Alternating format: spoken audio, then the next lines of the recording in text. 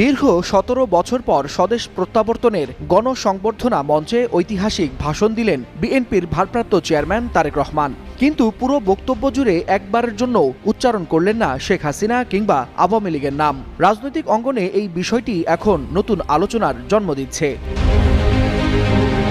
মঞ্চে দাঁড়িয়ে তারেক রহমান কথা বলেছেন নারী, পুরুষ, শিশু, কিশোর, পাহাড়, সমতল সব মানুষের অধিকার নিয়ে। কথা বলেছেন ধর্ম, বর্ণ নির্বিশেষে ন্যায় বিচার ও নিরাপত্তার স্বপ্ন নিয়ে। তার ভাষণে স্থান পেয়েছে ১৯৭১ সালের মুক্তিযুদ্ধের শহীদ থেকে শুরু করে ৫ আগস্ট গণ অভ্যুত্থানে আত্মদানকারী, এমনকি জুলাই আন্দোলনের অগ্রনায়ক শরীফ ওসমান হাদির নামও। এসেছে দেশ পুনর্গঠনের বিভিন্ন পরিকল্পনার কথা। কিন্তু সমালোচনা, তিরস্কার বা কারো প্রতি ব্যক্তিগত আক্রমণ ছিল না কোথাও।